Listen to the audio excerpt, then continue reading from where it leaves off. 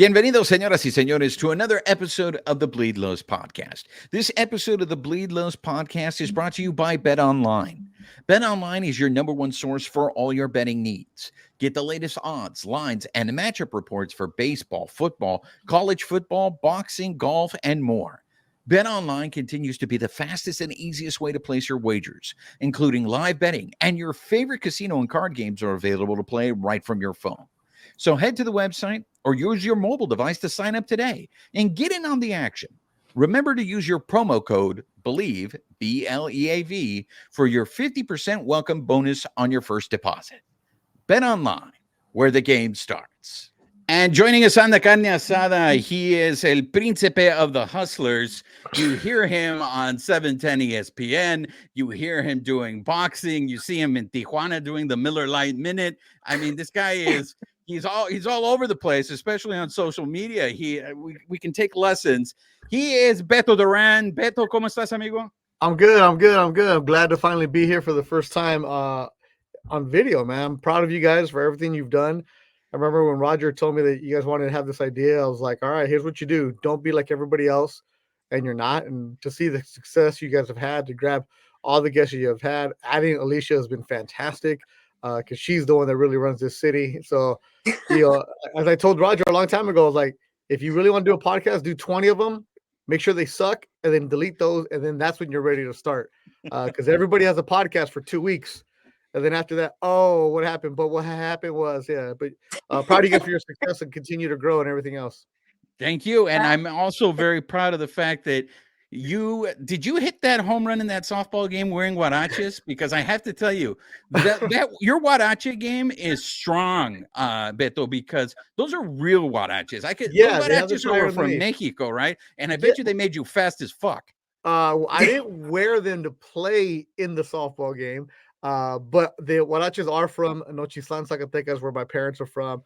The best part is that my uncle sold me those huaraches and realized that who I was, that a kid from the north is, so he didn't give me the discount. So I paid full price for them.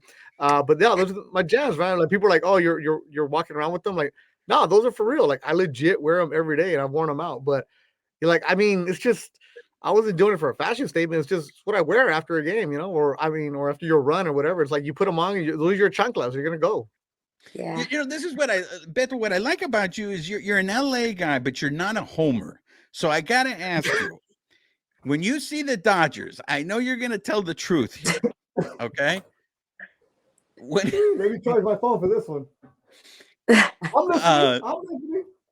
I want to know, like, when you see the Dodgers, like, what do you see is wrong with them? Because we have guys that come on the show and they just sit there and go, oh, their bats just got cold. It's just baseball. This is what happens with baseball. And it's like, nobody wants to blame Friedman. It's not Dave Roberts' fault. Don't fire anybody. But it's like, there's no account. Who holds those guys accountable? Have the fans have no say in this? This is what I like about you. You know that? Like, you, especially you, Juan, always want to be objective, and then you throw it out the window and become the dude in left field right away with 4 beers underneath you. Like, you forget that Arizona was good. You forget that the Padres were good. You forget that. And Dodger fans, I've said it many, many times, same with the Laker fans, they're spoiled because winning the West is a given. You're supposed to. But this year, you weren't supposed to. How many times have you and I, DeValle, talked about this where nobody's giving them credit? Yeah, they weren't, because they were chosen to be a wild card team. So they got hot at the end. They had a great season number-wise. But when you get to the playoffs, like, you got to give credit to the other team. And when you face somebody for a series, it's different. When, like, I was the one on the radio saying the Dodgers are going to go to the NLCS. Don't worry about Arizona, because the way they've been playing against them, they didn't have enough to become a World Series team pitching-wise, but I thought that they would take care of Arizona. And anybody who bet on Arizona, you're a liar. Not even people in that front office thought that they had a team that could get this right now. The Arizona team was built for next year. You're not going to have Corbin Carroll doing this. You're not going to have Alec Thomas, who is half Mexican, doing this. You're not going to have it. Like, they picked up Tommy Pham because, not like, oh, we're going to do this. So as far as your question, always say this on the radio.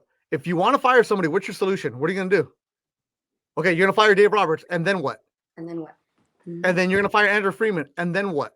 Other teams are trying to win too, but as far as like Dave Roberts, you do know it's not him. You do know in modern baseball in 2023, it is a collective effort from everybody.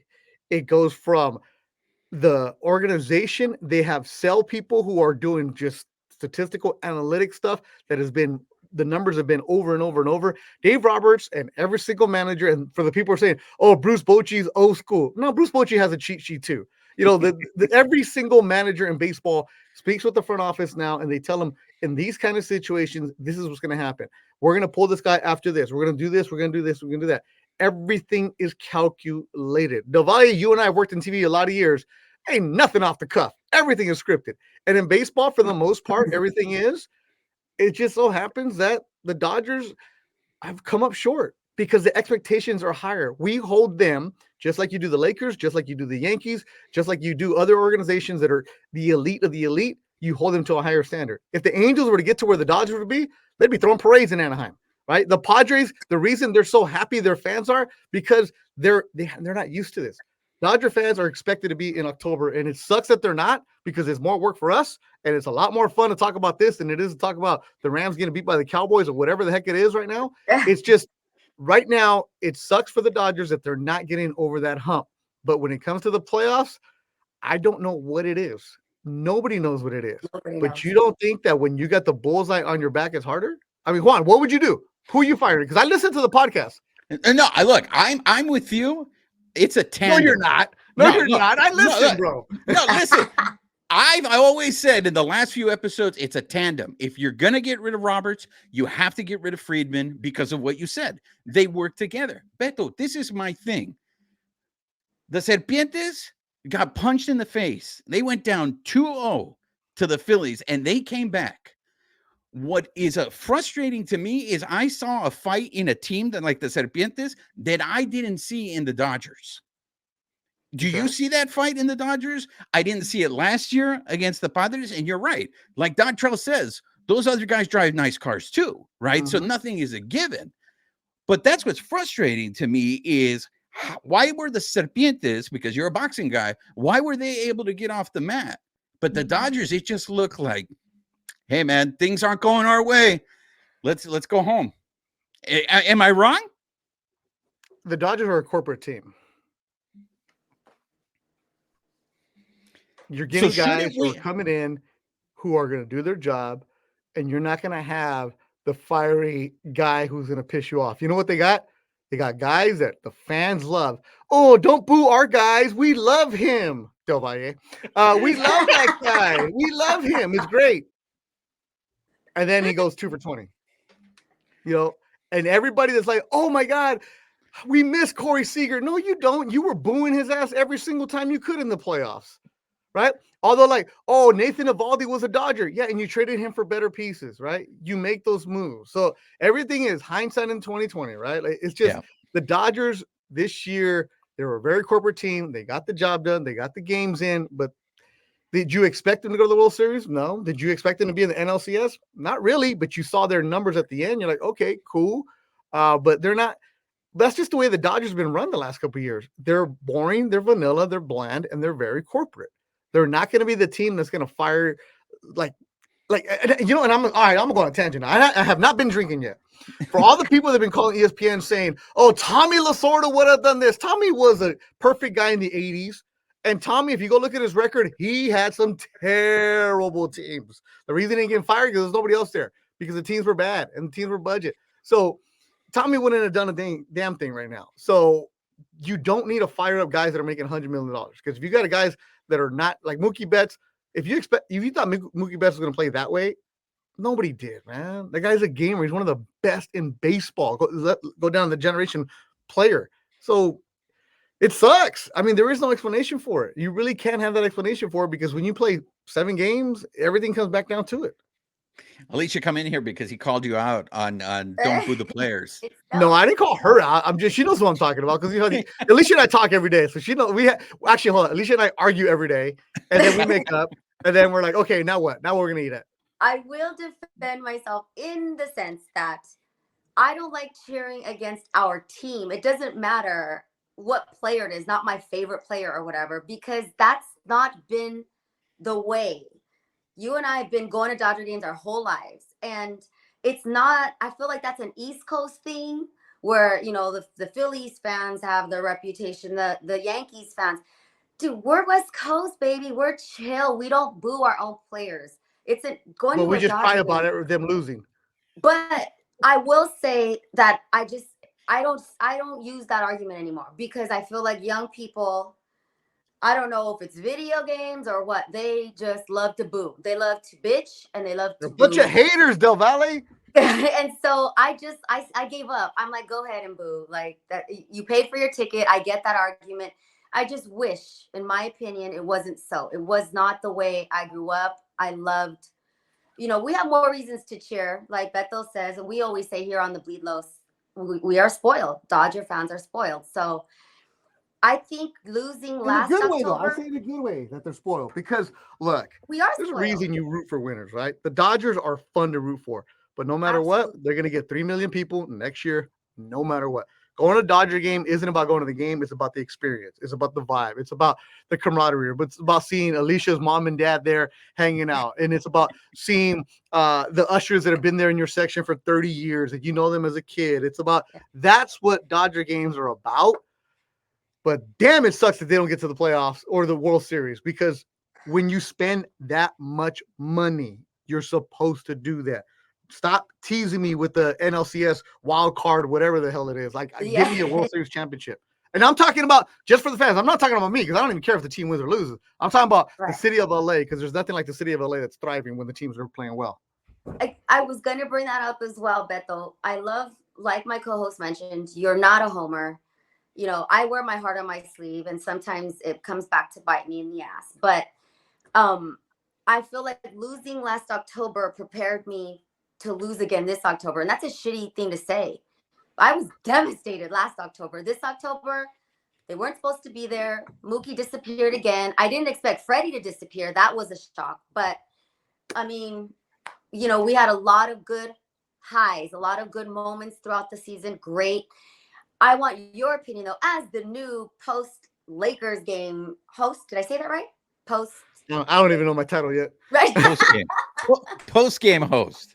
It's a Lakers post. What is it? Actually, hold on. I'm looking at the paper right now. The ESPN Lakers post game show on 710 ESPN after every single Lakers game.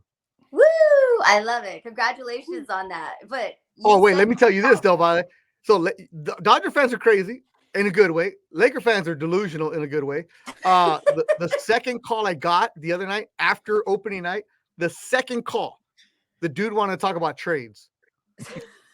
I'm like, damn it, what did I sign myself up for? Yeah. And it's a call-in show, so we have to take calls, but right. Yeah. And is that hard for you? Is that difficult to stay neutral, to just deliver the facts, the stories, the headlines without you? I guess it must, maybe that's why they picked you, is because you don't become a fan, right? Like you don't get emotional like me. So one thing that, see, I've known Alicia like a couple decades now.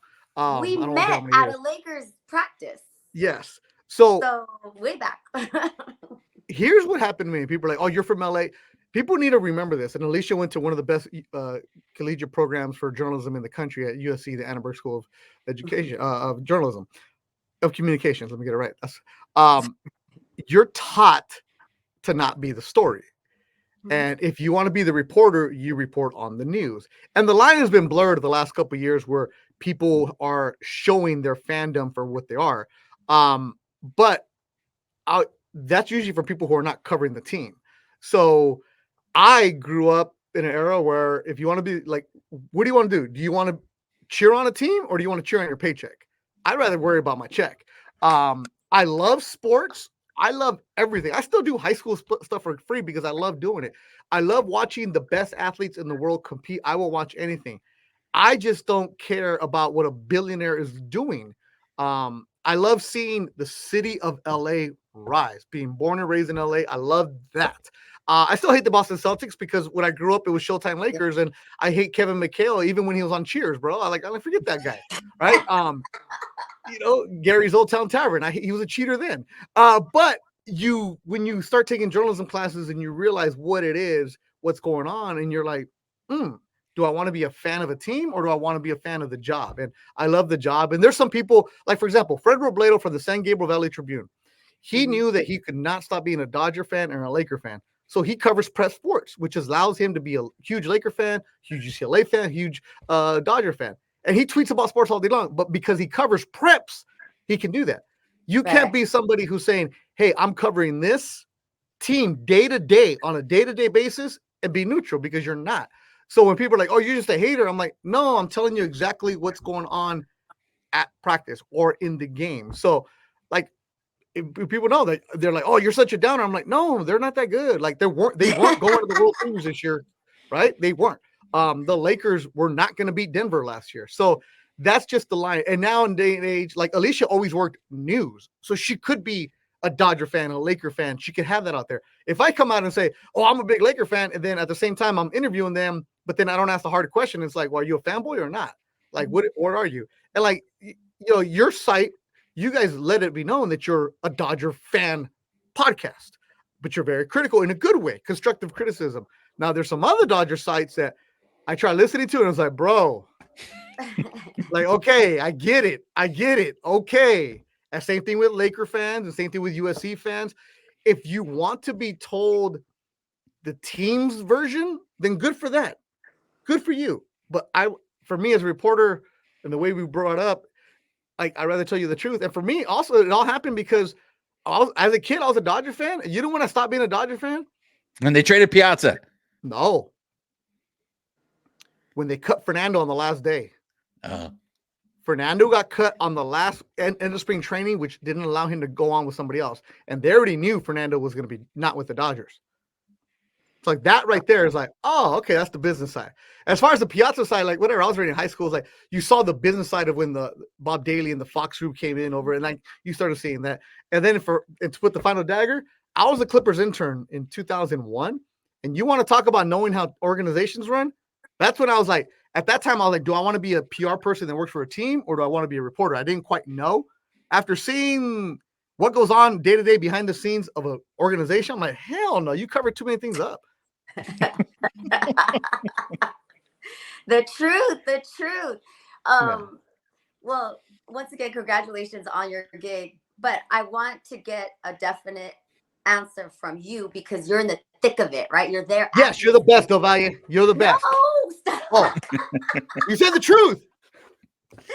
This town is just, the mood is different. It's better when the Lakers are winning, when the Dodgers are winning, and when USC football is winning. When are the Rams and even the Chargers gonna get to that level? I mean, is it just they just have to win? Because it's not, it's not happening. And the Rams won a Super Bowl in LA.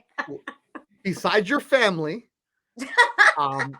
it's hard to be a Rams fan. And this is why I really laid off of Twitter the last year, because I just like, it's whatever, toxic. But like, I always love getting into the argument when people say you can't be a Dodger fan and a 49er fan.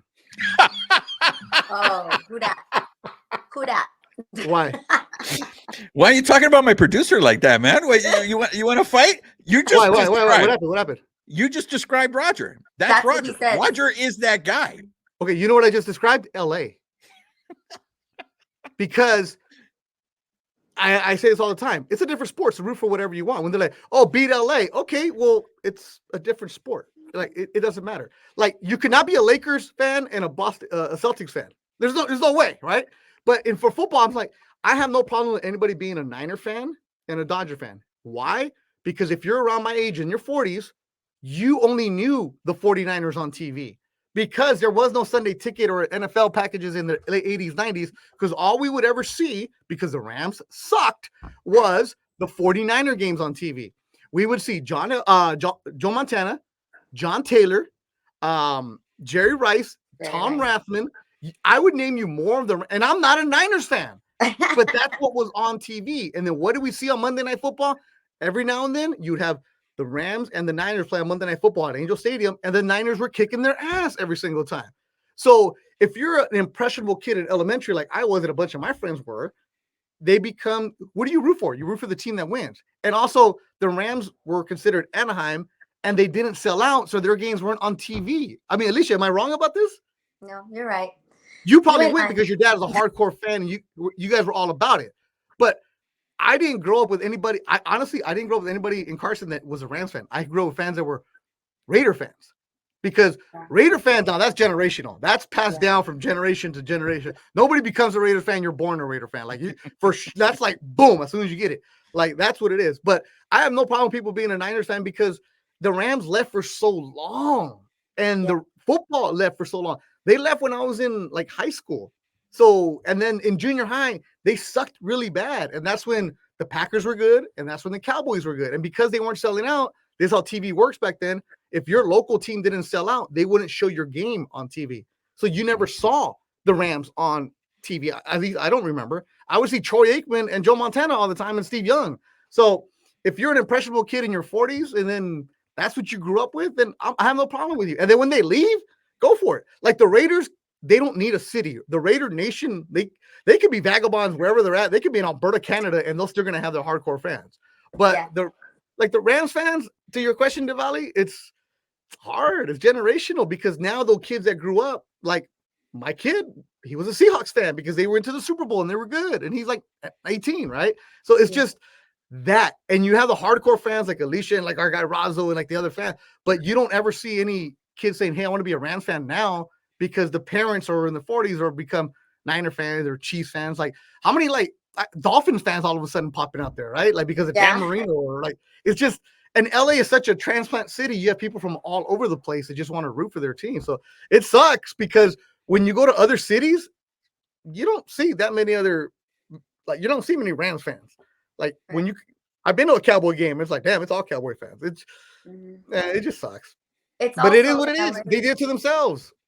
Yeah, and LA is just, it's a tough market anyway. There's always something to do. We got 2 teams in every sport. We're very fortunate, and we've got the weather, and we've got the beaches, and we've got the hiking, and so if you're not winning, I mean that's the least. That's the bare minimum you have to do, right? To get our attendance is win. And I'll tell you this though, the Chargers, because when they came back, I was the Chargers postgame host for that. And you talk about Charger talk when they just moved here from San Diego. Oh boy, nobody called. But what the Chargers realize is they're not trying to compete with anybody. The Chargers, look at what they do. They don't market to us. They market to little kids. Like if you go to Target, the Charger jerseys are always in little kid sizes. And it's always the baby blue one. They made a real emphasis to go after the elementary kids, the impressionable kids of like, hey, we're going to give you a jersey. Okay, cool. Like that's what the Rams and Chargers do really well. They go to the elementaries and you're trying to get those kind of kids. It's going to take a generation to get them. And they're not going anywhere. I mean, they have $1 billion teams in LA. Why would you leave? Right. So it's going to be generational stuff like that. And then if you win, you win. But I mean, the Chargers are another story. Why are we even talking about this anyways? I just LA, the mood of LA and how USC football is bigger than the Rams and Chargers. And the rest of the country, NFL rules except in LA. That's all. Because SC football is fun. SC football is something that you can own. SC football is semi-affordable.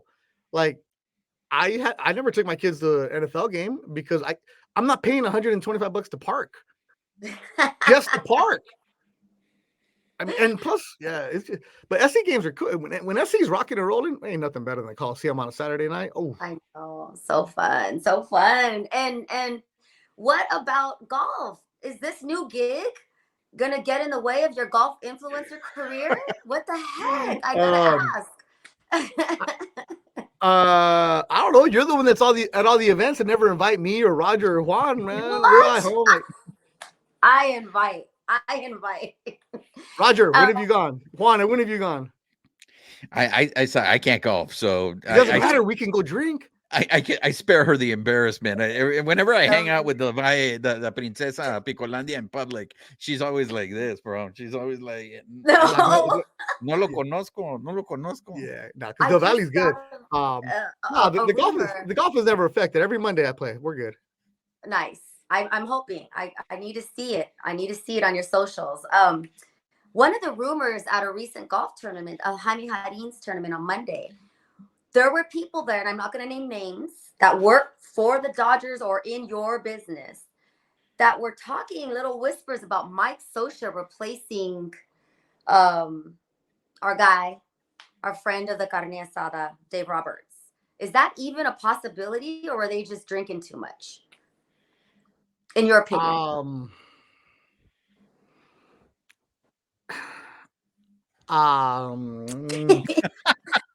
I like Mike Scioscia, but I also like Dave Roberts. I don't blame Dave Roberts for the downfall. Here's what fans need to do.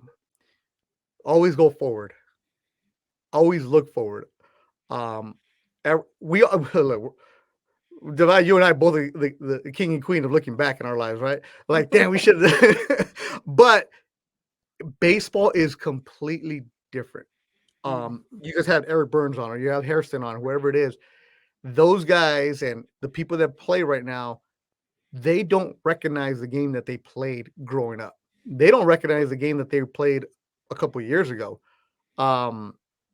When you talk to people that are involved in baseball now, whether they're on a coaching staff or the scouting or the front office, it's a whole nother language. And how Bruce Bochy has been able to adapt and Dusty Baker has been able to adapt is because they were aware of the changes that were coming. You have to know, the Rapsodo, the exit velocity, all those other terminologies. It's no longer like, hey, you know what? He looks tired. I'm gonna take him out. Every single thing is detailed. When you go to spring training now, you look, and when the guys are pitching, they'll make a pitch and right away they'll look right at the computer.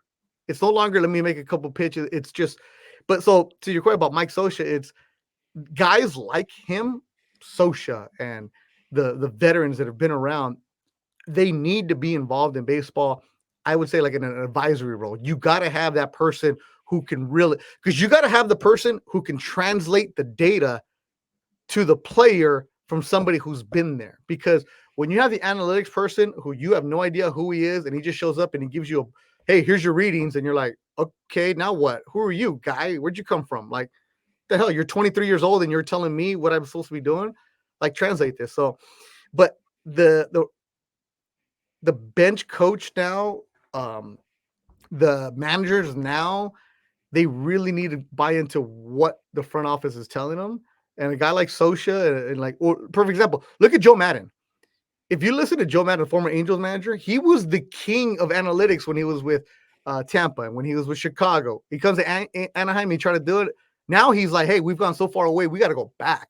So to your question, like, Mike Scioscia would be great because he's a winner, but there's a reason he's not in baseball right now, whether it's because he doesn't want to be or because baseball doesn't want him. It's just hard. And you look at the managers that you have in baseball right now, who are they? Like who do you know their names?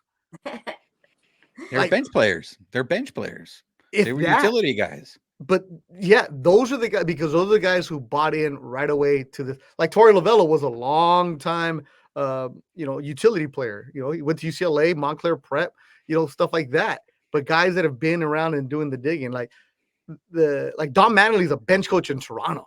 That's not even baseball. He should be running the show, not being the bench coach. So this is why I don't watch baseball as much, because it sucks, and I'm glad I'm not around it all the time. Because when you go to Dodger games and you're on a press pass and you're watching BP, you're like, who are these guys on both teams? Right? Guys show up. They do their job. They get in, get out, boom, boom. And I'm talking about whether it's Arizona or Milwaukee, whoever it is, there is no camaraderie interaction anymore where like you're talking to people and it's just so robotic, because guys get done with their work and they're looking at their computer. They're looking at the iPad. Baseball is it's just different. I know I sound like the old guy right now, but at the same time, if you talk to any kid who's in high school, these kids know what all these like crazy like analytic stuff is right now, because they grew up with that. And that's what they have. And they'd rather listen to somebody who can tell them that than somebody like, well, back in my day. It's times are I'm like, different. Times are so different now. well, I do love Juan and I talked about this earlier, right? Juan, how Beto's super involved in high school sports and not just sports. You've always encouraged young people to, pursue higher education, get involved in our industry. And just like baseball, our industry has changed dramatically. Like who I would not have predicted the way things are now. Even just a few years ago, didn't see it coming. So before I stop talking, what do you have advice? What kind of advice would you give young people who want to work in sports, who want to work in broadcasting? Because you're still out there, you're still talking to high schools, you're still, doing career days. And I love that about you. You've always been that way, even before it was, now there's a lot of socials that it's for the gram, doing kind things. And that's great, everybody. But you've been doing this for young people in the classrooms, principals, teachers. Like, tell me what can they do, because it's different. It's different than the way we came up. It's we got a long way to go.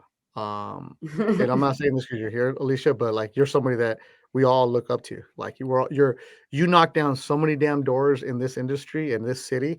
And it sucks because you knock them down, but there's nobody walking in behind them. And it's not because you didn't try, and it's not because I haven't tried. It's because there aren't enough kids who think that they can do it because they get told you can't do this. At the same time, who the hell is going to come to your house and get you to get the damn job?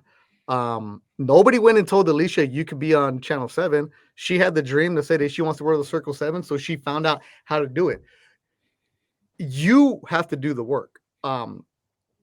We're too busy trying to find a job to go help you. But so when I go and speak at different schools, and Alicia's gone with me, and I take her with me, we've gone to these different panels, and it's always like, here's our number, call us. Here it is. Don't wait. The biggest piece of advice I have to, and it doesn't matter whatever it is you want to do in this business, it's find the person who's doing the job that you want to do and go do it. Like Roger, I told him how many times, he's like, I want to start this podcast. I'm like, well, then do it. It's simple as that. Do it. You're going to suck. You're going to fail in the beginning, and then get up and keep on doing it and keep on doing it and keep on doing it. And if advertisers don't want to go with you, oh, well, find somebody else. All you need to do is find that one person who's going to say yes. So my biggest piece of advice is keep doing it, keep going. But at the same time, you got to want it more than me. I give my number out all the time, but I hate when I get a text 2 years later. Hey, I just graduated. Are there any jobs? Fool, where you been for 2 years? Like when I get calls from all the time, like my friends who are like bosses everywhere, like Beto, here's our internship program. Who do you want me to hire? And I look at my list. I'm like, I don't have anybody this semester because nobody's been coming to get me. Nobody's going to go to your damn house and get you. But all you people that put up the fake motivational quotes on your social media, why don't you actually read it every now and then and actually do something about it? If you don't go to USC, your odds are really against you. If you don't go, I went to junior college. I went to 3 of them. Like I still haven't graduated, right? So if I could do it, you can do it. But if you do not follow up with Alicia Del Valle, who went to the USC School of Journalism at Annenberg, she's part of the board. She's part of the panels. She's part of like the admissions process. Like, what the hell are you doing? So don't make excuses, because we don't want to hear any excuses, because your mom and your abuela don't want to hear anything about it. It's because we get just told, just go get the normal 9-to-5 job with benefits. Mijo, it's a good job with the city. And there's nothing wrong with that. Then don't bitch and complain about, I could have done this, I could have done that. No, you didn't, because you weren't doing the damn work. Like, whatever it is you want to do, go do it. I love it. Don't it's gonna wait. be hard. It's going to be hard. It's going to be hard. It's going to be hard. It's going to be hard. You're going to get rejected. It's a vow of poverty. I've never had a new car. I don't care. I love doing this. I'm working on a Sunday now. I'm talking with you guys. This is amazing. I could be rich and a son of a bitch, but I'm not. I don't have an ulcer. I'm good. I still got my hair. But at the same time, nobody's going to come to your house in Pico and say, hey, do your damn homework. Hey, do this. Hey, do that. Because every year they graduate students from SC, Syracuse, Missouri, Northwestern. Every single major university is graduating with a degree in journalism, and there's not that many jobs. Like, you just saw how many people at SportsCenter got laid off all the time. I don't have one job. So everybody's like, oh, you have so many jobs. Yeah, because I don't have one. I wish I just had one, but I got to have 9 to pay the bills for everything else for this. But yeah, go find the person who's doing the damn job and get with them. reach out to them. I can't help you if I don't know you exist, and I'm not going to give you a damn job. You got to make the work, and you got to do that. One of the things is, for example, perfect example, the Clippers just hired a 22-year-old kid named Carlo. What is Carlo's last name? Jeez, Carlo Jimenez. Just graduated from USC last year. 22. He's from San Jose. He's the Clippers radio play-by-play announcer. Wow. He's really good. How do I know Carlo? Because when he was a freshman at USC, I spoke to his class. He reached out to me and we talked. And I'm like, he's like, I want to do this. I'm like, cool, Carlo, here you go. Would check in with me every couple of months. Beto, here's what I'm doing. I got him doing high school games, like the same ones that I do. I'm like, hey, do these high school games just to get some reps. I found out that freaking Carlo, who's from San Jose, went to SC, was taking Ubers to do these high school games. He was like losing money. Like you get paid a couple bucks, but he was like, but that's how bad he wanted it. And I'm like, yo, why are you doing this? We can give you a game that's closer to USA. He's like, no, it's okay. It's okay. But that's what you got to do. You got to put in that kind of grind, that kind of work. So he would apply. And I told him, every job you apply to, put me down as a reference. I've never even met the kid. I met him just via Zoom, but would always stay in contact with me. So when he applied for the Clipper job, I'm like, in my head, I'm like, doesn't have a chance because there's so many people around the country that are going to apply that are super professionals. It's the NBA. He got the job. He's really good. He's a hustler. He's doing it, but he applied. He didn't say, hey, Beto, do you know about this job? I'm like, dude, they have a job opening? He already knew. Like, you got to go and do that kind of work. So those are the kind of stories you love to see. But at the same time, there's a young kid named Gabriel Duarte who's covering prep sports for the San Gabriel Valley Tribune. Went to St. Paul Del Valley. I think I tweeted you. He's like 20. He's the editor at Cal State Northridge. Gabriel Duarte. I follow him now because of you. Yeah. He came up to me at a fight. He was working, and he's like, hey, I want to do what you do. I'm like, all right, take my number down, bro. I'm busy right now, but here it is. Next day, he gives me a call, blah, blah, blah. I hooked him with Fred. Like, hey, send him your resume. Within 2 minutes, he had it. The kid's like hustling now, doing his own thing. I'm like, damn. So you got to show the initiative. You got to show the work. And if you do that, me and Alicia and Juan and Roger are going to go above and beyond for you. But absolutely, you got to do the work. Do work. Hey, how much time do we have left with you, Beto? Whatever, man. What do you got? I'm on a fire. I want to get serious with you. All right, we had Sedano on the show earlier, right? And so Sedano was telling us he's the one that was fighting to get you on the air on ESPN. And so one of the things that I find really interesting about Sedano, you know, he's a Latino, but a lot of people identify him as a Cuban. And he is. Exactly. But we want our he's legit tostones, bro. He don't need us. Yeah, but we want our Mexicans on the air, right? So when you come on ESPN, when Laura's on, when we hear Jorge, I feel like there's a lot more engagement because that's the audience here in Southern California. I'm gonna disagree with you there. Okay. I get what you're saying, and representation does matter. It absolutely does matter. Laura and Jorge do good work, but they're not on the air. They're not getting paid to be on the air. Exactly. So that might be engagement, but it's not their role. And it's great. I always tell people, if you want to work behind the scenes. So that's why I get what you're saying about being Mexican in LA, I'm considering I'm the only one doing it, but I am also part-time. I don't have a contract. I'm not on. And that's another story another day. Like George was a big proponent of me coming back in, and I was like, nah, bro, I don't need this. Like, who's listening to the radio? Like, I got enough podcasts, I got enough boxing, I got enough TV. I'm doing this, like, no, and I'm being dead serious. And I told the bosses that I'm like, you guys need to change some things up. Like, not that, I mean, obviously being asked to work at ESPN Radio a couple years ago as a fill-in is fantastic, but I had already worked here. And you got to grow. The only way I would come back as a fill-in was if I was allowed to be the main fill-in, not come on for a segment. And George is a big proponent, and George helped me out. And I give a lot of credit to all the bosses here at 710. And they told me, Beto, we don't have a spot for you because it's not in the overhead. Right. And I'm like, great. But I saw how they were changing, how they were evolving to George allowing to have his cast of people around him, how it was no longer, hey, Dodgers lost. They suck. No, they don't. The back and forth old white man talk, sports talk radio of like, no, they're going to do this. They're going to do that. It's like, okay. And he hit 385. It's like, dude, that's freaking boring. That's old. That's what we grew up on. Like, but what George was doing was evolving and changing it. And I had to change my attitude. I had to check myself too. I'm like, I want to be part of something fun like that. And that's where I was able to come back in. So, but the audience isn't Mexican. The audience is LA. This is why, and we're being completely honest here. I get a lot of pushback from people because I will correct Laura and say, "Hey, don't be speaking Spanish right now." Because you can speak a word or two, and Laura and I have gone back and forth, and Laura and I are friends. We're good about this. And she's like, "Well, that's how I talk," and I'm like, "Yeah, but Laura, you're behind the scenes. I'm on the air. You got to remember, LA. There's a lot of kids that are generational, third, fourth generation that don't speak Spanish. You can understand the words, but it's not fair to them.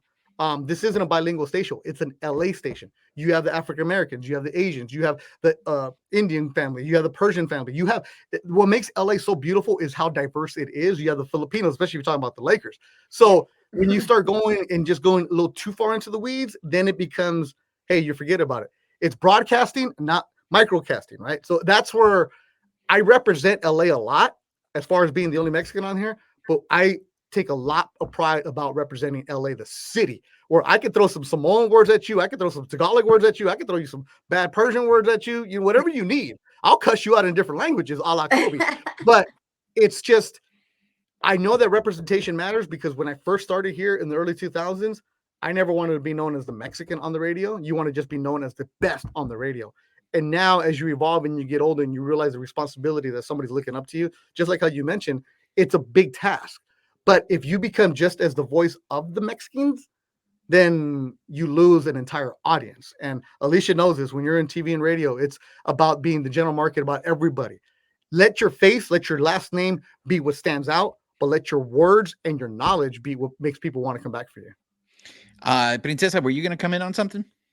I just wanted to acknowledge that I agree with Beto 100%. And the thing with Laura and Jorge is to me, and you don't have to agree with this because you work there, but I also think the way we have to be SAG and after, like we have to be union, that's against union to put these people on air, use their on air voices when they're not on air. They should be paid then. If you're going to make them part of the team and have them do segments, and because I've been part of a radio team and that was my job, was to be part of a morning show team, and I got paid as such. But we didn't encourage others who we weren't paying. I don't know. I feel like they just took it seriously, that aspect of, are you on air or not? Once in a while, that's fine. But to be part of a team, they should be compensated as such. That's my opinion. Because they do go to Jorge and Laura a lot. And they are part, I feel like just listening, like they are part of the show. But I know. No, I don't listen. I only listen 4 to 7. No. I know they're not paid, and I don't like that. That's all. That's all I was going to say. That's evolving. Everything's different now. Nothing, there's a bunch of people on strike, like corporate America, and talent and broadcasting, podcasting. Everything is different. Well, think about it for you guys. Tell young people, don't wait to go to college. If you're passionate about something, start your own podcast. Yeah. Right? Use your gram. You don't wait to do it the right way. Go to school and then intern and work for free and move to Kalamazoo. Like whatever you're passionate about, do it now. You don't have to wait. That's what I would say. You don't have to go into debt. Damn, we got deep in this podcast today, huh? I thought we were going to talk about Greg Brock. Greg Brock. We can keep going. We're going to go Greg Brock. I was going to go Mike Marshall on you, Mariano Duncan, the 80s Dodgers. That's my jam right there, where they would have like the soul glow of Mariano Duncan. Always in August. Camera day on the field, autograph day. When you would get to the outfield on a Sunday, the Dodgers would walk by. It was always against the Expos for some reason. And it was like, yeah. So Andre Dawson, yeah. See, I thought you were going to go about the 80s Dodgers. See, I'm all about the 80s, baby. Absolutely. Hey, Beto, before we let you go, I want to hear your thoughts on the Tyson Fury fight, because I saw people were losing their mind, and I don't know how long I've been hearing that, boxing is dead, UFC. Yeah, I get paid a lot. Right. So like, what is the true state of boxing? What went wrong with that fight? Why are people so upset about that fight? The reason is because he was supposed to fight Alexander Usyk, the Ukrainian champ. December 23rd. So this is supposed to be just like a circus kind of thing. Remember when in Rocky, when Rocky was going to fight Hulk Hogan? Underlips? Absolutely. Yeah. And it was like, all of a sudden he hit him real, and it was like, whoa, what's going on here? Yeah. It was kind of supposed to be like that, where Nagano was a bad man in the MMA, but he wasn't supposed to box, and then Fury got knocked down. So now Fury is that fight December 23rd against Usyk is off. So like that was supposed to be a big fight. So that boxing is dead every week. And it's gonna be dead for the next 100 years. It's el deporte de los pobres, right? It's a poor man's sport. It's you literally fight your way out and you can change your family's life. So it's always gonna be there. Boxing is crazy. It's awesome, and there's just so many freaking characters. So it's cool. But as far as like that fight, it's just that wasn't supposed to happen. He was supposed to knock him out early. But Nagano's a bad dude, man. He's a bad dude. So there you have it. We want to thank the hustler, the man who not only saves the softball teams in the softball tournament at ESPN, and look, I'm telling you, go back and find that video. Those huaraches are legit. I only say it because my sister-in-law gives me a hard time. Every time she sees me wearing the huaraches, she's just like looking at me, like giving me what are those? And I'm just like, I don't give a fuck, man. These huaraches are so comfortable, but you got to get them from Mexico, because if you Where else could you get them? They make some here that are all chafa, and they're not the same, man. If it doesn't have a nail with white walls, then forget it. Right, exactly. No, but mine literally have a tire underneath it, man. It's got to have a tire. And there are brands, there are designers, high-end designers, basically like pilfering all of the cultures throughout Mexico and selling them for a lot of money and not giving any due diligence to like the flowers, the prints from Oaxaca, the Raramure sandals from the north. Like they are making a lot of money, Dolce & Gabbana. So I'm just saying, like, it's dope that you are wearing the legit. Hey, Beto, before you go, Beto, I do want, because I know you take the people at ESPN 710 on taco tours. It's not even a tour. We were just hungry. Like there's a lot of spots. Until you've taken a white guy to East LA, bro. That's all we were doing. I mean, there's a lot of good spots around here, but what is your go-to spot? You know what I've been hitting up lately? Is let me go on my Instagram, because the ceviche spots have been good. I mean, obviously Mariscos Jalisco is in downtown, so it hits the spot always good. Mm-hmm. But there's ones called Shrimp and Taco. Hold on, I gotta get it right. Because like all the where is it? Oh man, Mariscos El Bigoton. Okay. Mariscos El Bigoton has been my jam lately. Because they brought one into Wilmington, so I've been eating over there. Bigoton is on 5458 Whittier Boulevard, East LA. Is Mariscos El Bigoton. They got 170,000 followers. So they got one in Pacoima, East LA, Riverside, and they got one in Wilmington. So I've been hitting that up like for the ceviche and the aguachile has been jamming with me. But as far as like the tacos, I kid you not, every now and then I would hit up Del Valle. We'd go hit up to Frogtown. That was cool. Yeah, you're doing up there. But I'm always like, I don't really care. Like I'll stop anywhere. Like, because at the end of the day, they're just tacos. They're tacos. It's when people try to get all creative with them. It's like, come on, man. Like everybody loves birria now, and I'm like, that's really I didn't hear about that 2 years ago. Right. Yeah, everybody loves carnitas now. All of a sudden, and I'm like, really? Like, okay. I love carnitas. Yeah, but you weren't getting it on the corner because it was a little suspect sometimes. Because carnitas done wrong is wrong. Yeah. Right. Yeah. Where did you take me? We had Mariscos in East LA, right by the projects. I forget the name. I think they were the Maravilla. It's right. Oh, Mariscos Jalisco. Yes. Yeah, because they have one in the Fashion District and they have one in Maravilla. Yeah. Every time I drive by there, I think of you. I'm like, oh, there's Beto's spot. Let's go. But yeah, yeah, it's cool. We just go anywhere. Well, I mean, just support your local taquero, man. That's all that matters. That is true. The beef and then don't complain when they're charging you a lot. People are hustling, bro. Dude, and food is expensive. Like, I know. People are complaining like, oh, the tacos are up to $5. Well, then don't eat them. Right. Hay frijoles en la casa. Go home. Yeah, but then they'll go pay 85. They'll go pay like $35 for like fancy Korean barbecue, and then not blink an eye. That's true. Tell them. Well, Beto, Laker game is starting. Sorry, guys, I didn't realize this. Thank you so much for coming on, man. This episode of the Bleed Los podcast has been brought to you by BetOnline.ag, where the game starts.